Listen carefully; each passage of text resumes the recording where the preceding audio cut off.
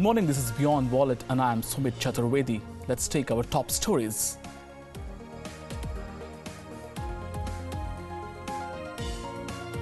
Infosys changes the severance pay rule of its management team. Infosys CEO to address investors in Mumbai today.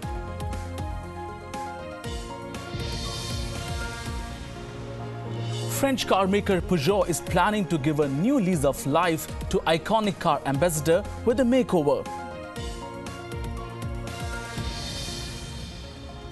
India's newest airline, Zoom Air, flew its inaugural flight from the national capital and will start commercial operations from Feb 15.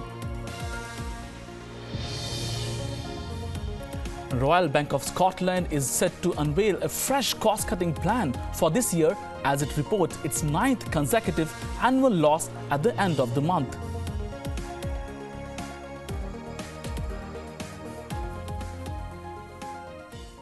Now straight to our top story. Infosys has changed the severance pay rule of its management team after founder N.R. Narayan Murthy criticized the board of directors over violation of corporate governance norms in giving excessive pay to a departing executive. Well, the disclosure comes ahead of CEO Vishal Sikka's meeting with institutional investors today. This was after public criticism from Murthy and his former colleagues T.V. Mohandas Pai and V. Balakrishnan rattled Infosys.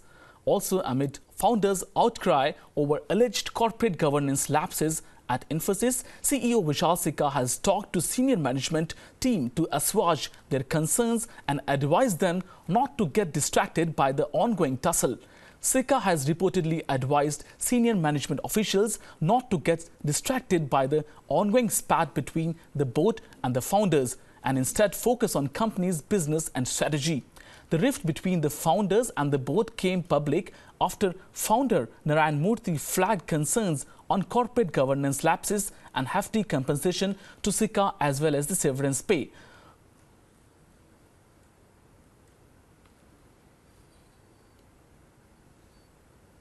Well, to talk more on this subject, we are joined by our correspondent Nishita from Bangalore. Good morning, Nishita. Well, today, Sikka, the CEO of Infosys, will address the investors. Can you briefly tell us what the talk is going to be about? Well, a very good morning to you too, Sumit. Well, it is a very important meeting. Let's not forget that this meet organized by Kotak had been in the pipeline for a while now, but it has gained more significance in the backdrop of the feud that we have seen emerge within the Infosys. Now, we understand that although the expectation from this meeting, from Sikka in this meeting, was that he will speak about larger issues pertaining to business, the challenges as well as the business environment surrounding Infosys and the IT sector in the country. But in view of the developments that we have seen take place in Infosys, we understand that Vishal Sikka will also use this opportunity and use this platform in Mumbai to address those concerns. Now, this is the Global Institutional Investors Meet, and we understand that Vishal Sikka could also have a media interaction post his interaction with the investors. So definitely an attempt will be made to clear the air.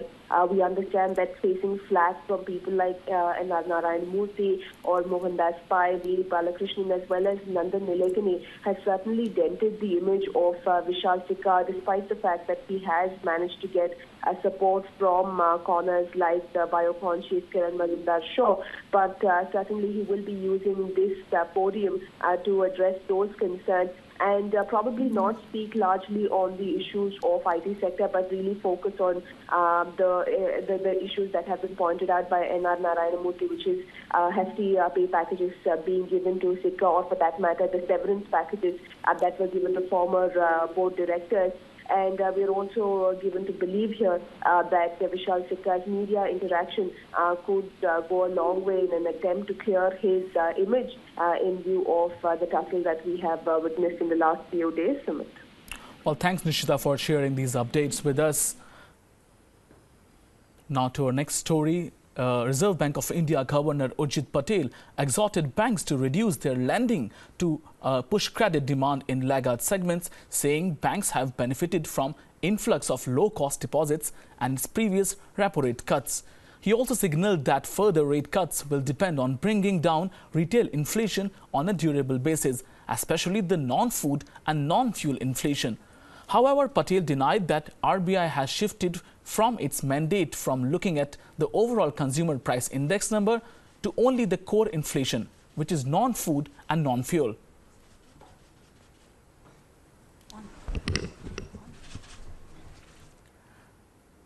Now, news from overseas. Royal Bank of Scotland is set to unveil a fresh cost-cutting plan for this year as it reports its 9th consecutive annual loss at the end of the month. RBS is expected to target about £800 million of cost savings this year, in line with its goal for last year. Last year, RBS had reached nearly £700 million of saving by the end of the third quarter. The bank stripped out more than £1 billion a year in 2014 and 2015 both. The new cost reduction measures are likely to be driven by the closure of high street branches and staff costs as the bank's margin continue to be squeezed by record low interest rates. Last week, RBS revealed it would roll out robo-advice this year as a way to deliver investment advice online, noting that fewer customers were visiting branches. The bank has closed nearly 200 branches in the past 2 years.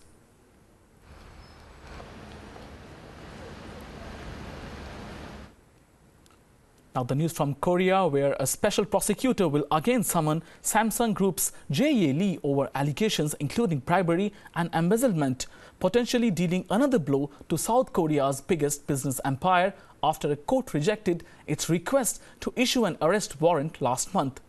Lee, the de facto head of Samsung Group and vice chairman of Samsung Electronics, will be summoned today morning, along with 2 other executives, including Samsung Electronics President Park Sang-jin. Lee Kyu-shul, billionaire Lee, 48, is accused of participating in payments that Samsung made to a close friend of South Korean President Park Geun-hye in exchange for government support in the company's succession planning. A Seoul court rejected prosecutors' request to arrest Lee on Jan 19, saying there was not enough evidence to keep Lee in jail based on the facts presented about alleged payments and other charges.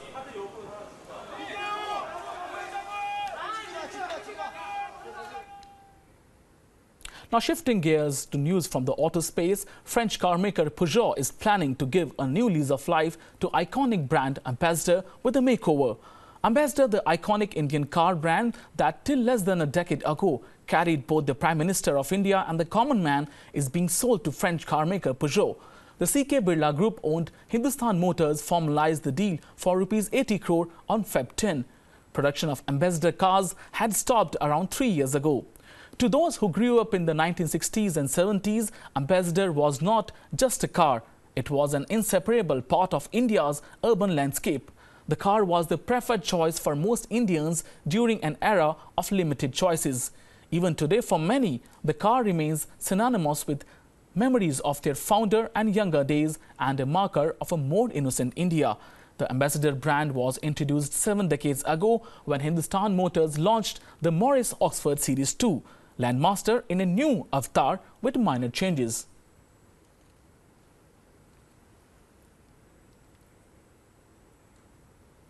Now, coming back to Indian IT industry, where the government has sought detailed business data from the industry, mainly the IT companies, so that it can effectively take up their concerns over the US visa issue with the new American administration.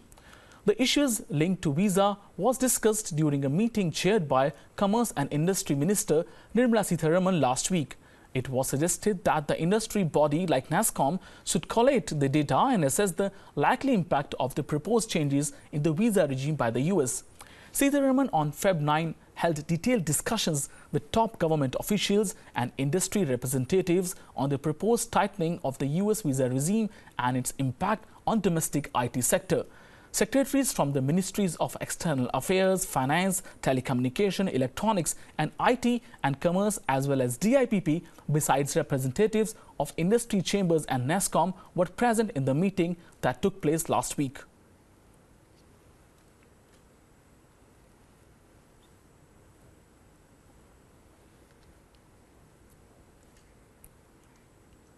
Now, moving to China, where China government is asking companies this month to estimate the highest duties they can bear as the nation prepares for possible punitive US tariffs.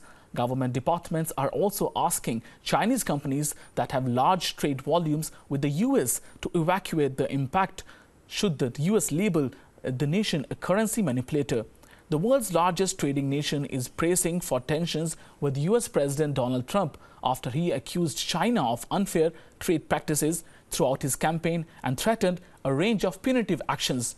Chinese shipments to US rose 9% from a year ago in January in dollar terms.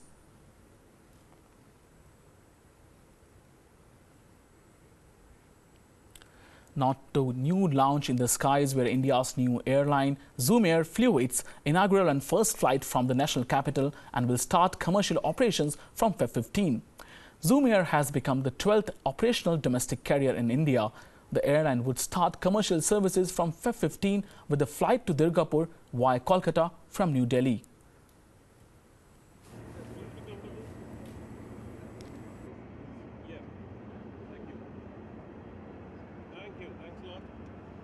This is a national airline with a regional heart.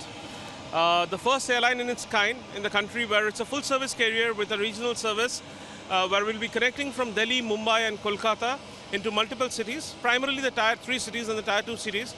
The whole thing has been culminated from the idea of the RCS, though we came much before the RCS, and connecting on the lines of an RCS itself, but it's a full-service national carrier. And what the airfares will be like? Can you give us an idea? What kind of airfares can passengers expect out of this? We have been very, very competitive in the past, and what we have launched now are very inaugural fares, which are about 1,000 rupees for a Kolkata Durgapur. Generally, if you need to drive down, it takes you about 2,500 rupees for a person to drive down in Kolkata Durgapur, and it takes about 4 hours. So in 20 minutes, you are on 1,000 rupees all-inclusive fare with a full service. Delhi, Kolkata, we are on a normal category compared to other airlines. But Durgapur, Delhi, we are doing at a price of 3,500 and will go up accordingly. Until what time will you offer these fares to passengers? Till when can they expect to fly that kind of at low cost but as premium service from you? What is going to happen is now these fares are going to stay. These fares are going to stay at least for 3 to 6 months as of now. We want the passenger to feel the service, understand, see the reliability of the airline, and that's the reason this attractive fares have been given in for the people. We believe that minimum 6 months till the season comes in, seeps in, and the demands are more, then we need to change, but I cannot comment what. But it will be very, very affordable fares. That much I can promise to you. One last question on the break-even point and also the expansion plans of the airline. All right. We have, as a DGCA guideline says, for a national airline, we need to have 5 aircrafts in 1 year. We already have 1 aircraft which is flying now. The second aircraft is landing in the next 15 days' time. We'll be adding on all the 5 aircrafts by April to May. That's what the targets are, barring plus minus here and there, because it's all under the maintenance C check, as we call it. So with the 5 aircrafts, that's where we are. As far as that's the expansion plan, I wouldn't be expanding more than that in this year. Next year, we will plan out. We are not looking at a bigger aircraft per se, but we are looking at a CRJ 1000, which is about a 100-seater, but definitely not this year, next year. Well, it is time for a short break on WION Wallet. After the break, we will focus on Indian and global markets.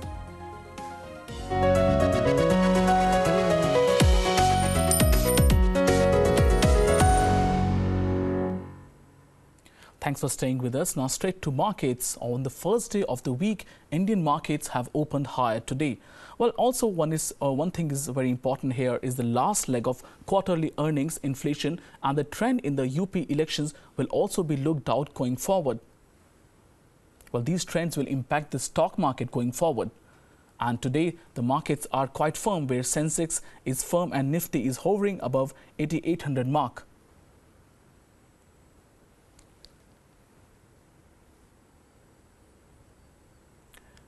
Now we are joined by our guest Vivek Karwa, Financial Planning Vriddhi. Good morning, Mr. Karwa. First of all, how do you see the markets panning out for the whole of week today? What will be the important cues to look out for? Good morning. In fact, your quite number of shows earlier, I was actually quite bullish on market, and as per the expectation, the markets have moved up. There were various expectations, particularly I was of the view that Trump would be of great importance to India, and he might not really be negative for India. That is one cue. And then the budget, which was also fair enough. It was on the, say, at least 7 or 8 out of 10 you can give on that. So what happened is market took it positively, and the results of various banking companies which came after demonetizations were quite healthy. So market has taken it positively, and I think at these levels, after this much run up, Nifty is at around 8,800 and Sensex at 28,000. These around markets look a bit stretched, I'll say. I'm not saying there would be a correction today or tomorrow, but yes, it is time to keep the parachute ready always, because if there is any correction, you should jump up. And why? On what account the correction could be there? One is at the UP elections. Now there were a few MCD results which went to BJP's favor, and hence market has taken it positively.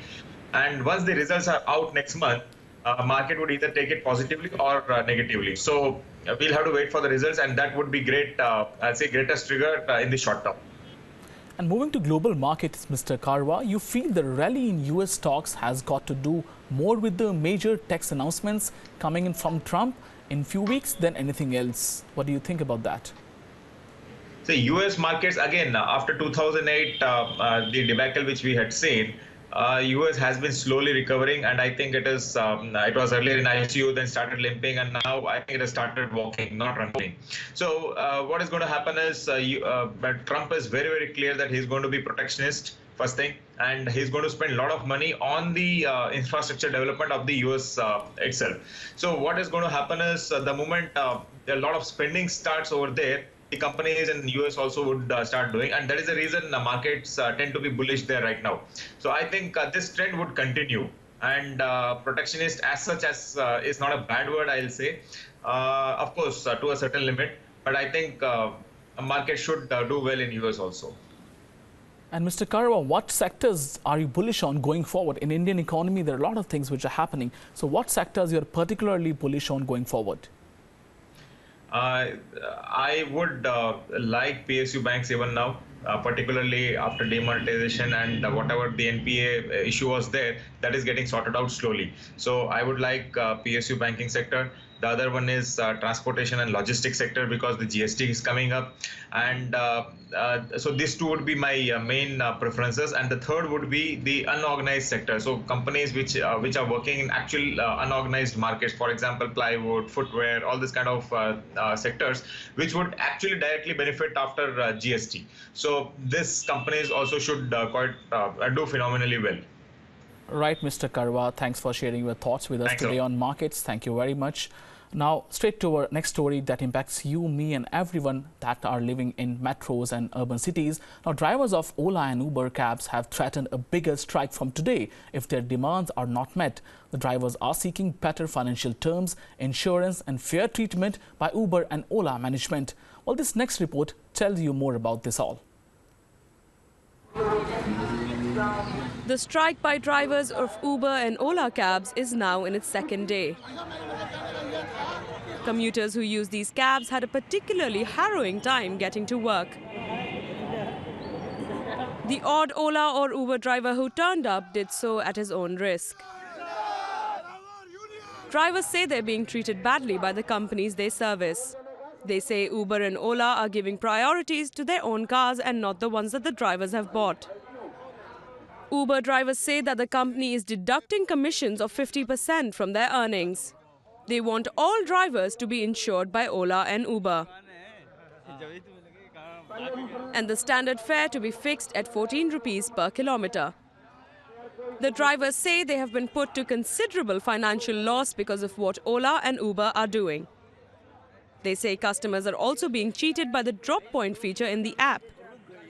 Add to that the MCD tax they are made to pay every time they enter and exit Delhi.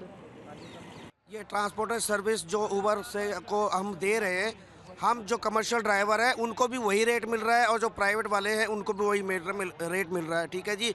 Commercial vehicle में हम सारे taxes पे करते हैं, state tax और entry tax, MCD, road tax, insurance भी हमारी expensive होती है, और स्टेट टैक्स, एंट्री टैक्स, सारे टैक्सेस हम पे करते हैं। उसके बावजूद हमें इतना कम रेट मिल रहा है। लेकिन जो प्राइवेट टैक्सी है, they don't need have to pay anything, वो बिना टैक्स पे करे ही वो अर्निंग कर रहे हैं, तो फायदा क्या? ये तो सरासर ये मतलब कानून का उल्लंघन है। तो ये private vehicles it should not be allowed. Ola Uber यूँ कहती है कि आप इसमें काम करते इतना, हम आपको इतना ऊपर देंगे, वो कुछ भी नहीं दे रहे। कमीशन कह रहे थे पहले ये 20% काटते हैं, आज वो 40% कमीशन काट रहे हैं, 40%। और रेट आज वो 14 रुपए से नीचे उतार कर 3 रुपए पे ले आए हैं। They have threatened to launch a bigger strike on Monday if there is no movement forward on their demands. Monday को ऑटो यूनियन वाले और काली पीली टैक्सी वाले प्लस DLY वाले हमारा साथ देने के लिए दिल्ली बंद कर रहे हैं और स्ट्राइक कर रहे हैं। मंडे को दिल्ली बंद होगी, शाम को प्रेस कॉन्फ्रेंस ये भी रिलीज हो जाएगा। Cab drivers union claim that the strike is being supported by more than 60% of the roughly 2 lakh app-based cabs. Bureau Report, WION. Well, that's all in WION Wallet today. For more news and updates, stay tuned to WION.